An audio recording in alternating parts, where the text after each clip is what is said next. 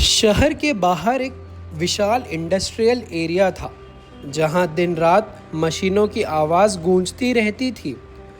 उन्हीं में से एक पुरानी जंग खाई फैक्ट्री में काम करता था रोहन। रोहन बाकी मजदूरों जैसा नहीं था। वह सिर्फ मेहनती ही नहीं बल्कि हर चीज़ को ध्यान से देखने और समझने वाला इंसान था।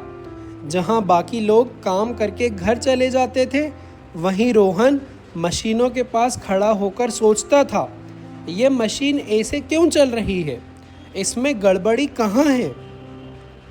एक रात ओवरटाइम करते हुए रोहन को कुछ अजीब दिखा। फैक्ट्री के पीछे एक ट्रक खड़ा था।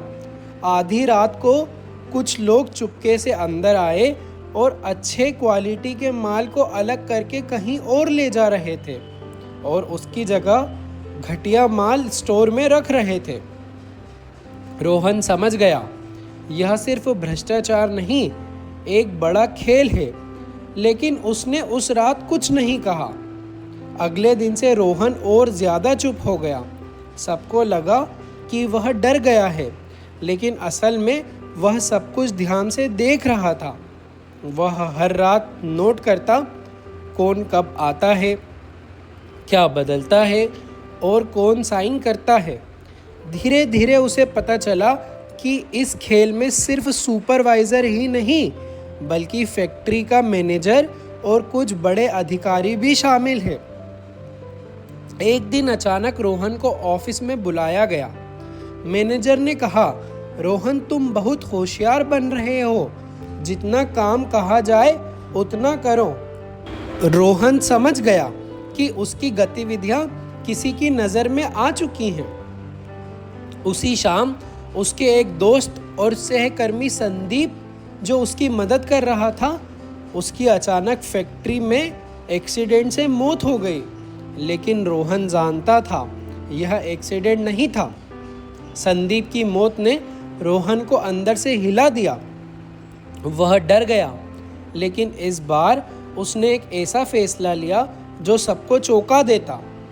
उसने खुद ही उस भ्रष्ट सिस्टम का हिस्सा बनने का नाटक शुरू कर दिया। उसने सुपरवाइज़र से कहा, सर मैं समझ गया हूँ, मुझे भी साथ ले लीजिए। सबको लगा रोहन टूट गया, लेकिन असल में वह सिस्टम के अंदर घुसकर उसे ख़त्म करना चाहता था।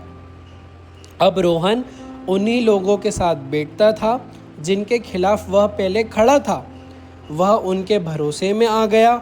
उसे फर्जी कागजात संभालने दिए गए, डील्स में शामिल किया गया, लेकिन हर बार हर मीटिंग वह सब कुछ छुपकर रिकॉर्ड कर रहा था। एक दिन उसे पता चला कि यह खेल सिर्फ फैक्ट्री तक सीमित नहीं है।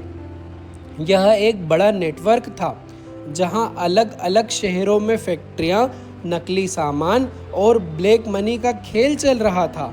और सबसे बड़ा झटका तब लगा जब उसे पता चला कि इस पूरे नेटवर्क का मास्टरमाइंड वही आदमी था जिसे वह सबसे ईमानदार समझता था, और वह था फैक्ट्री का मालिक।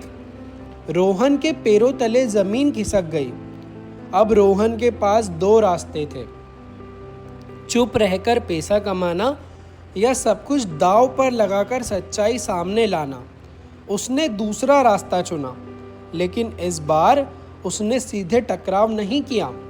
रोहन ने महीनों तक सबूत इकट्ठा किए और सही समय का इंतज़ार किया।